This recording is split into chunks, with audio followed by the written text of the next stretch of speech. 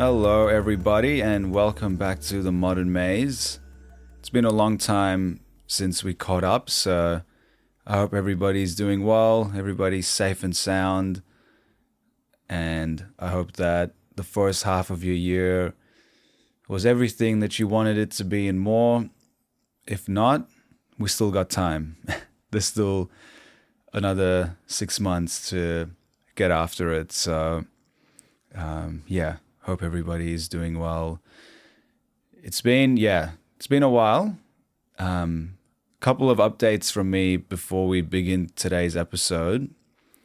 I guess the context of this goes back many years, but to give you the summary of what's going on right now, as of right now, I am unemployed.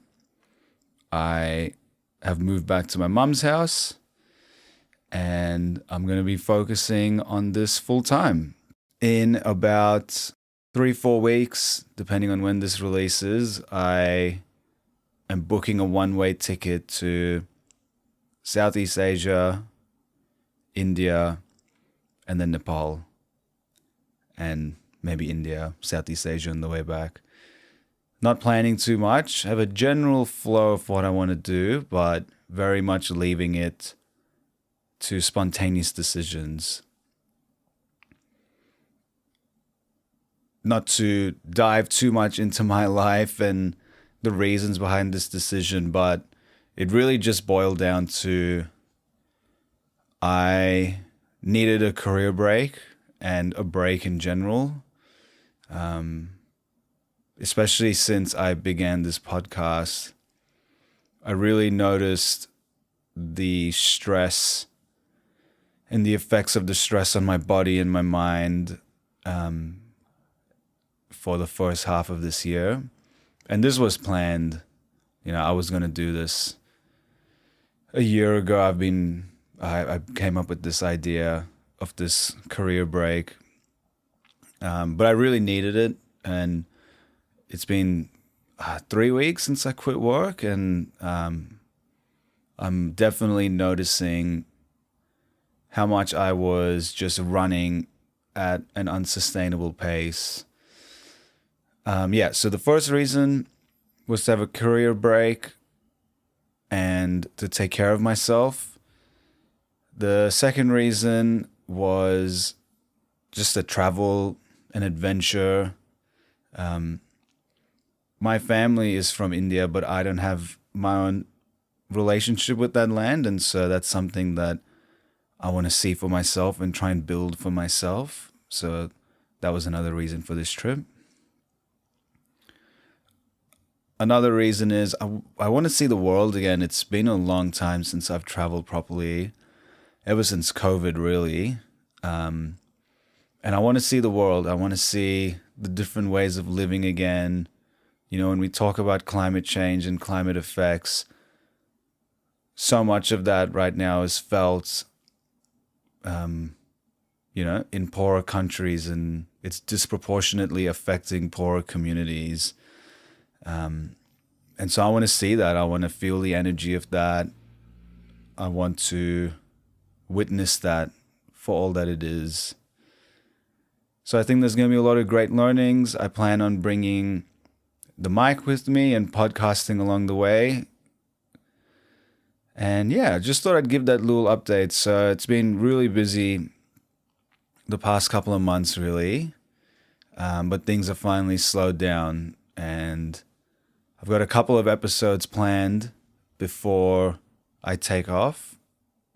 And so, I'm hoping to get 2 out before I leave. But let's see what happens. The next episode is going to be really exciting. And I will tell you all about it at the end of this episode. But enough about me. Let us jump into today's episode. So we are continuing our story of capitalism. Specifically, we're going to be jumping into the next frontier, which is colonization. And we're also going to talk about really one of the mechanisms behind colonization and capitalism as well is the notion of artificial scarcity. So in our first chapter of this story, we went through the story of feudalism, enclosures, and we went all the way up to the Industrial Revolution. So we're going to be picking up the story again, and it's going to be following the words and the story as outlined in Jason Hickel's book, Less is More, How Degrowth Will Save the World. So the next part of the story is about colonization. Let's define colonization.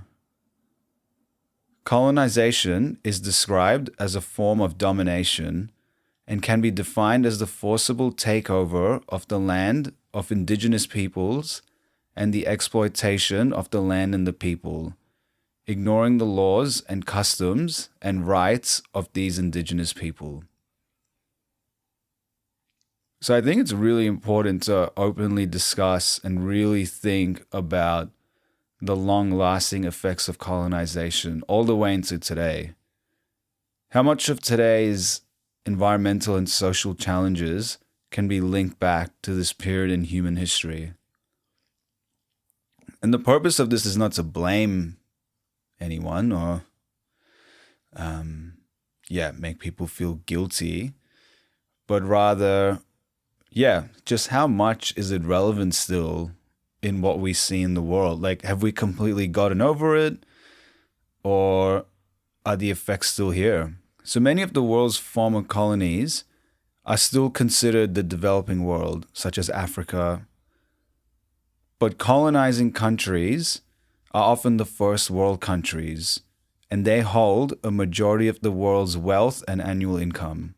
Saying a country is developed can maybe miss the context about how it was able to reach there, right?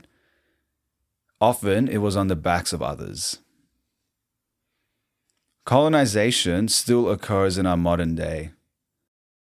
The economic disparity between these former colonial powers and their colonies persist, with many former colonies still developing and facing poverty, while the colonial nations hold the wealth.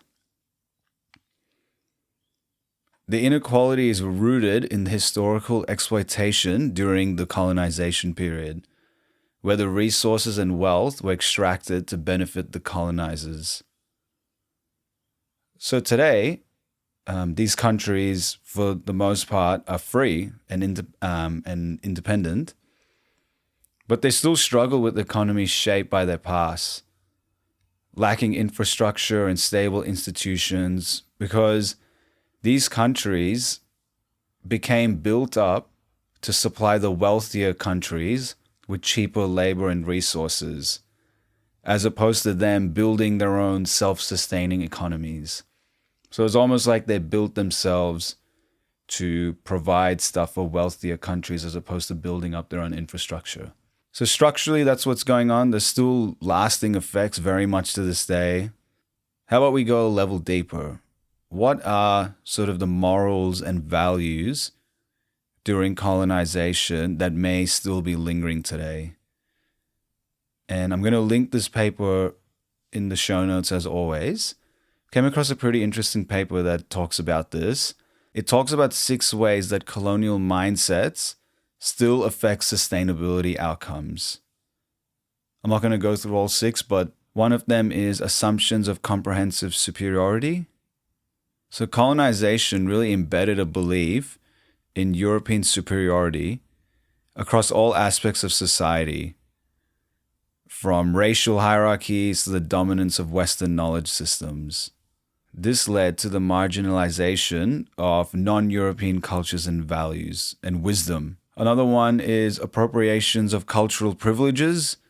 So as we discussed before, the exploitation and control by these colonial powers led to profound socioeconomic disparities on a global scale.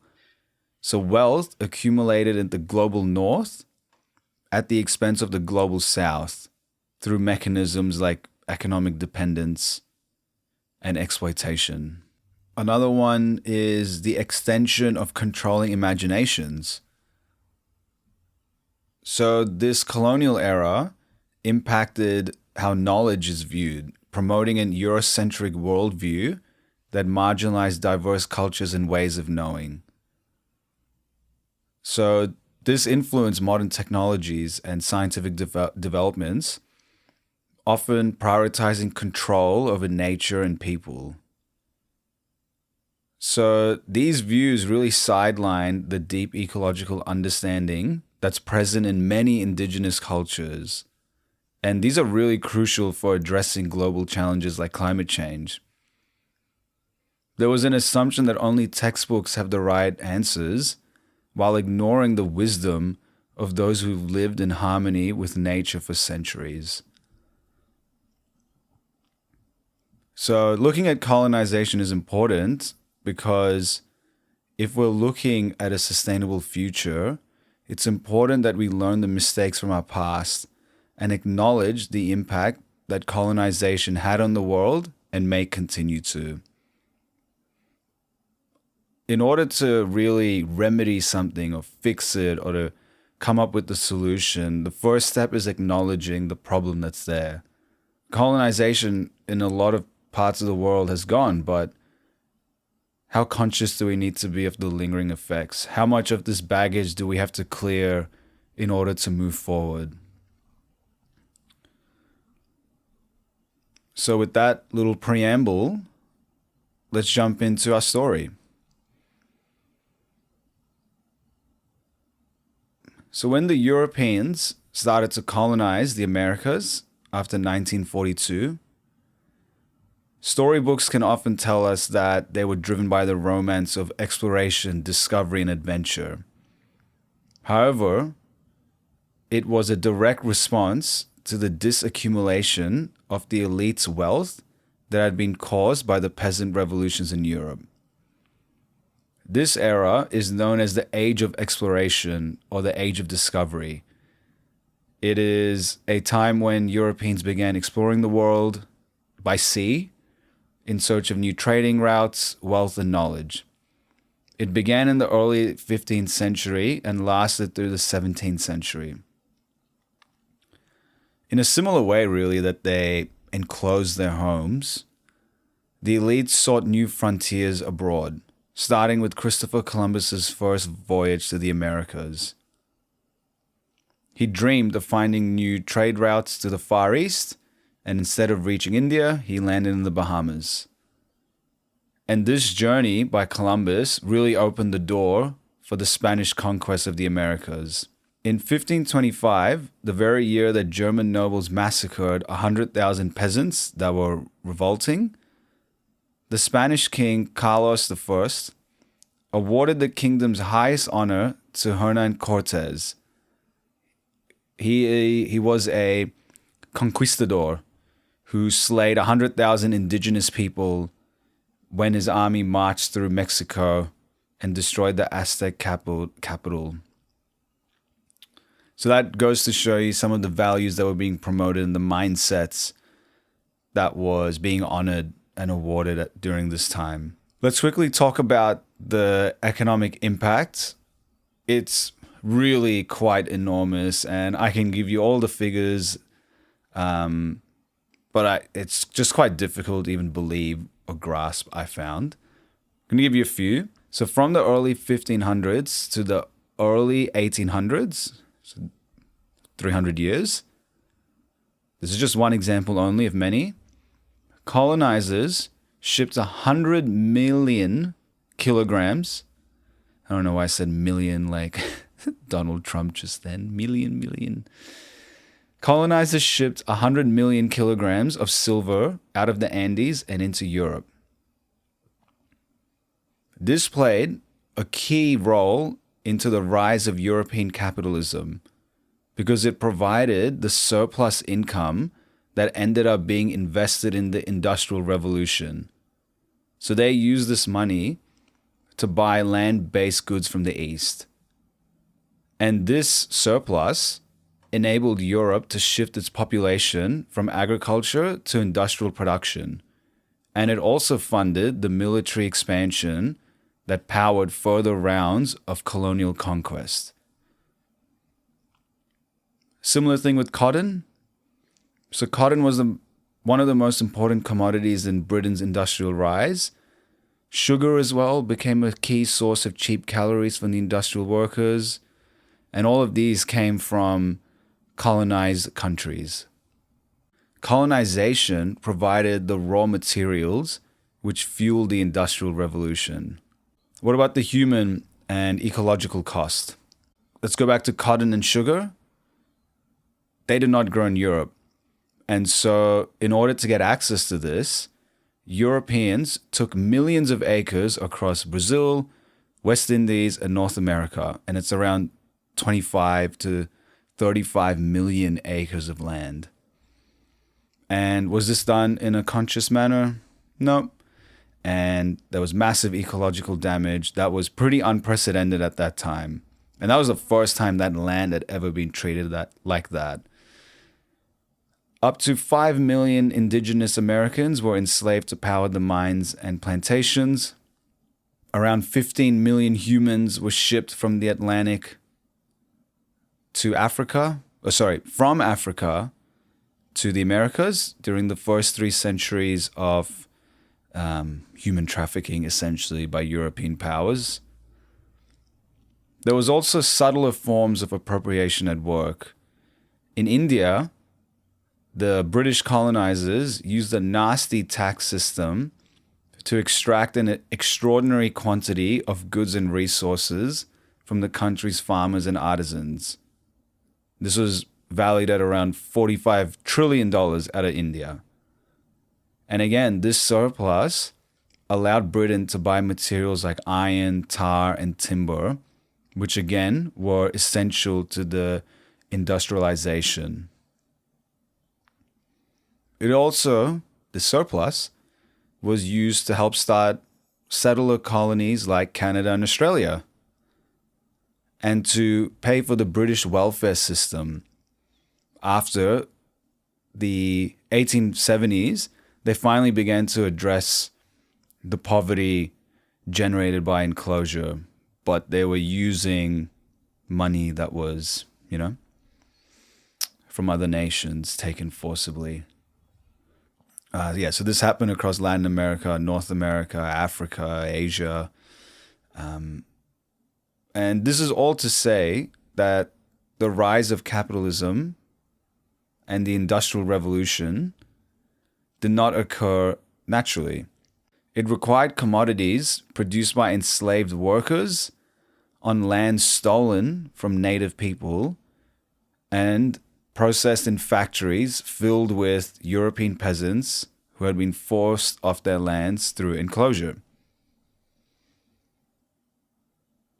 It's important to acknowledge this because these are the foundations upon which capitalism is built upon. So under capitalism, growth always requires new ways to extract value, right? We got to keep on getting value. We got to keep on getting profit, keep on producing more. And so it's kind of always been inherently colonial in nature. Now, the final piece of the puzzle is, so Britain and Europe has now created this system of mass production through the industrialization of their country. But who are they going to sell all this stuff to? So if we go back to the last episode, by destroying these enclosures and commons, which were self-sufficient economies, they've managed now to not only create a mass of workers, but a mass of consumers. People who depend on capital for food, clothes, and other essential goods. So the things that were free to the people through commons, they now have to pay for. So they rely upon the system. So let's talk about artificial scarcity. After the enclosures, Europe's peasants who stayed in the rural areas rather than migrating to cities found themselves in a new economic system. This time, they were under the rule of landlords, but they were actually in a worse position than before. In feudalism, they at least had secure land. This time, it was only temporary land. The leases were based on productivity. And so to keep their access to land, they had to come up with ways to continuously increase their production, working longer hours and extracting more from the soil each year. The ones who fell behind in this race would lose their rights and face starvation. They'd be kicked off the land.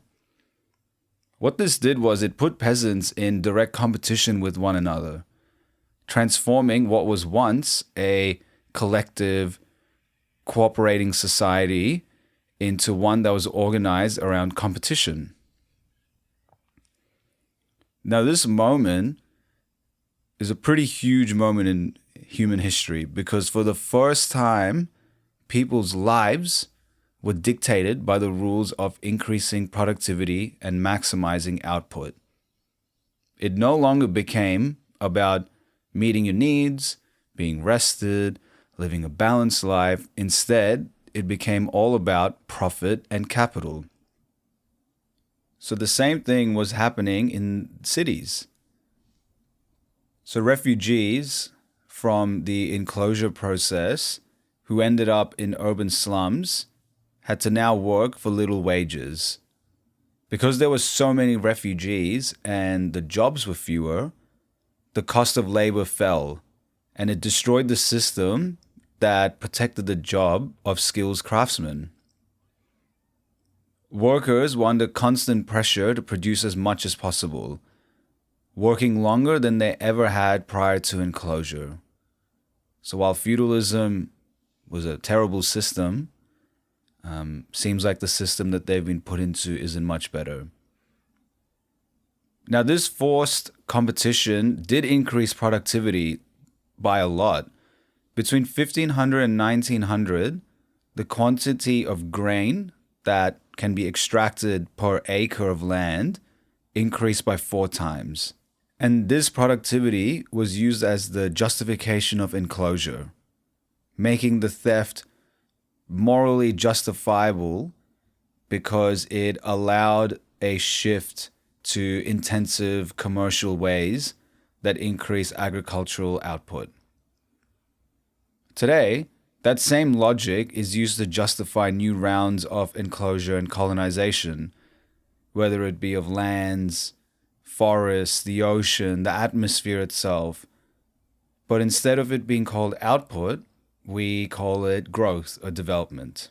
Anything can be justified as long as it contributes to GDP growth, and we take it on good faith that growth benefits humanity as a whole and that it's essential to human progress.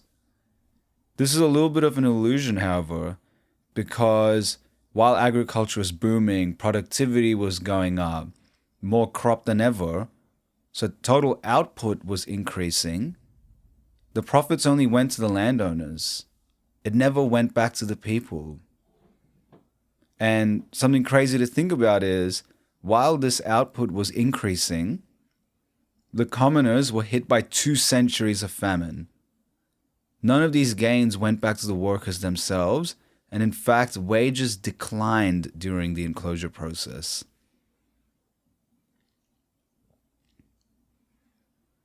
Now, scarcity, and specifically the threat of hunger, served as the engine for capitalist growth. The reason why this scarcity is artificial is because there's no actual deficit of resources, because these were the same land and forests and water that people were using freely before, but suddenly the access to them was restricted. And as we talked about in the previous chapter of the story, it was enforced by violence. So peasants murdered, massacred when they summoned up the courage to tear down these barriers. And there's a long history of that. It may be easy to say that this was an unconscious thing. It just happened because there was a lot going on, lots of people moving, migrating to cities, getting production up and feeding people would have been more difficult, but it was part of the conscious strategy. And this part really, when I read this bit, it was really, really disturbing to understand this part of our collective history.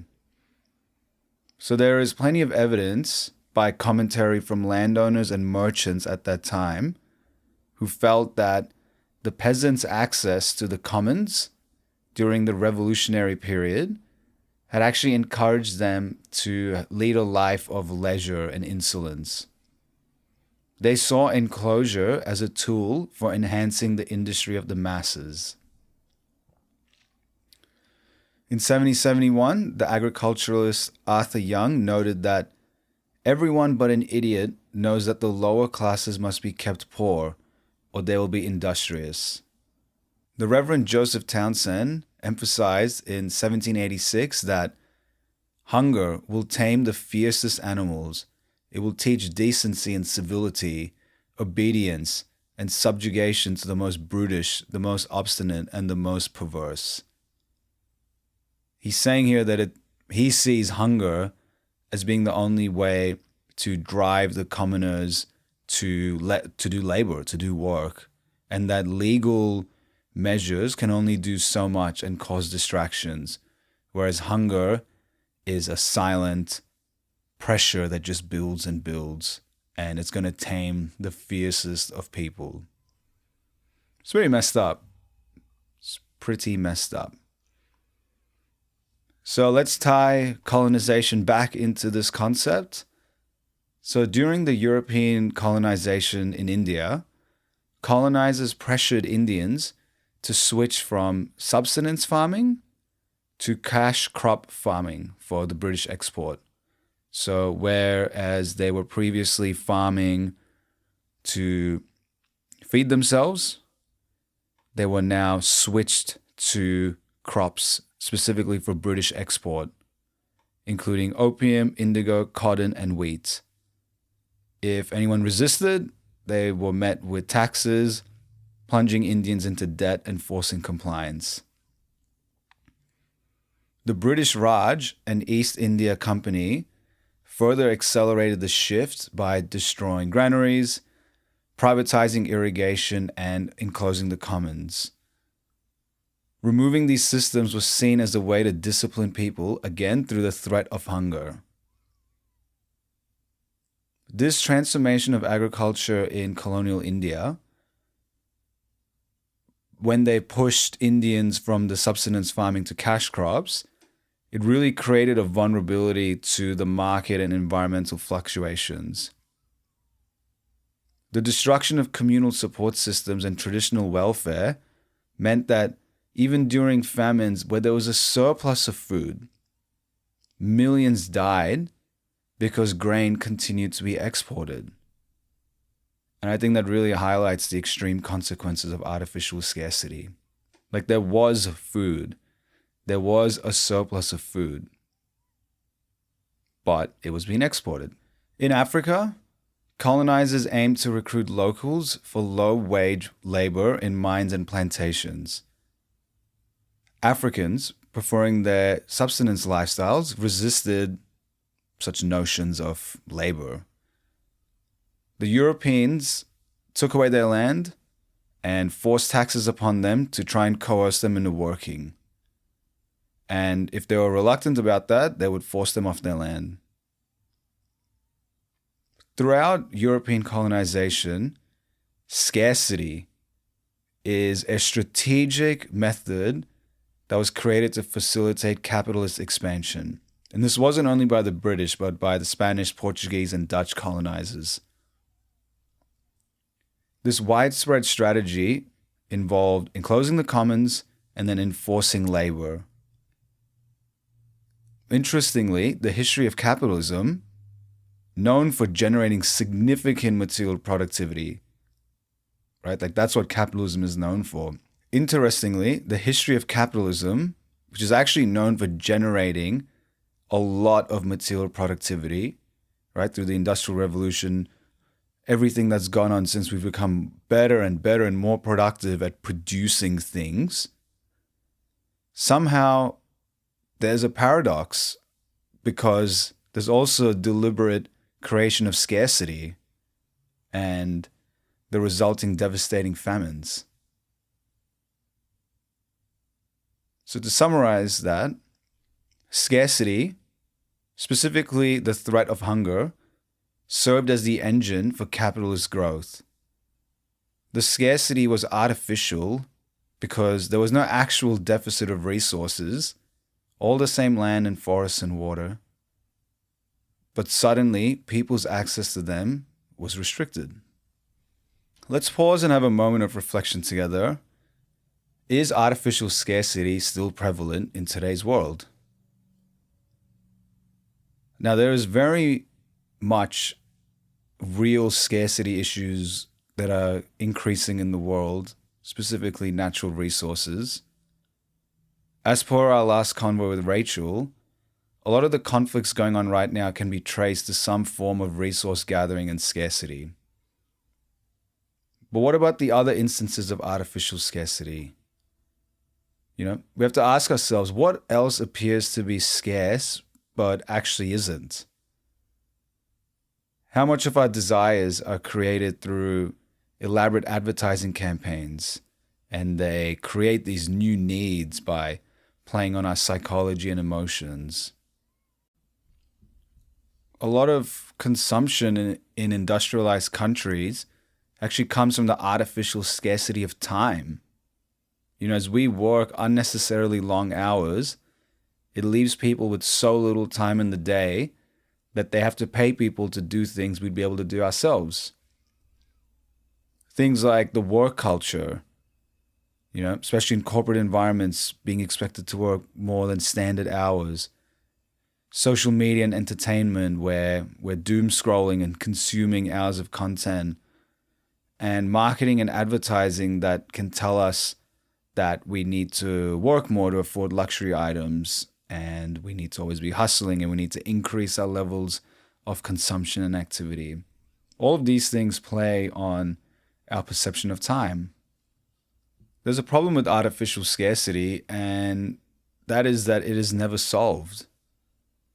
In 1930, John Maynard Keynes, who's one of the most influential economists of all time, predicted that the economy would rapidly become so productive that people would have to work no more than 15 hours a week to satisfy all of their material needs, thus freeing up more time for leisure.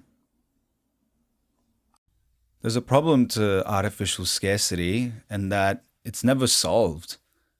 In 1930, John Maynard Keynes, who is one of the most influential economists of all time, famously predicted that the economy would increasingly become so productive that people would have to work for no more than 15 hours a week to satisfy all of their material needs.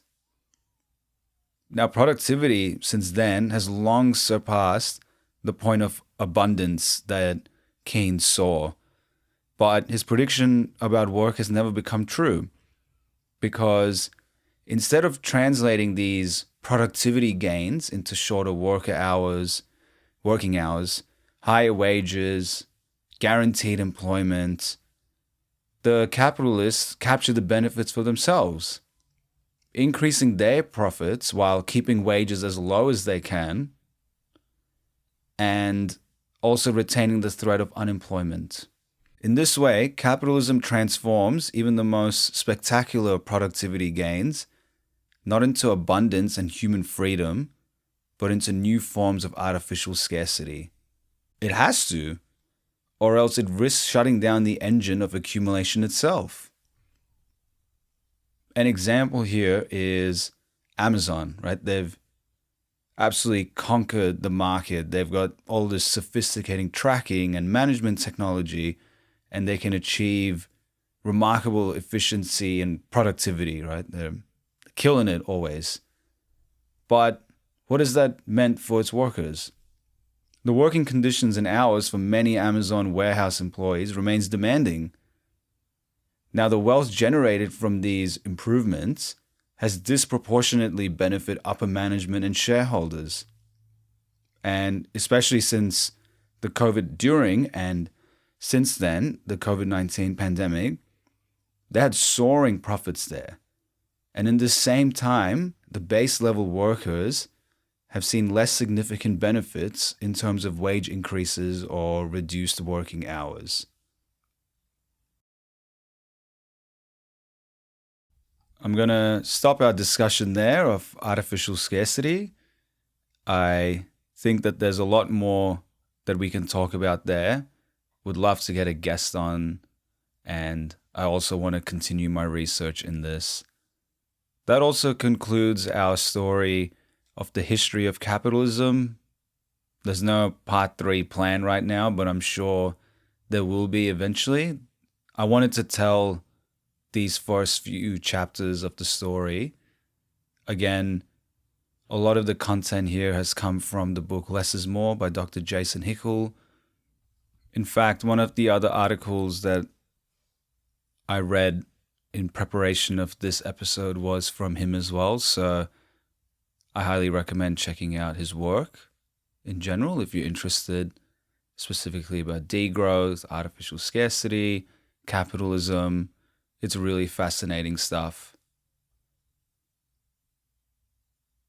On our next episode, I'm really excited to announce that I will be speaking to the Director of Research at Regen Melbourne, which is the organization that created the Melbourne Doughnut.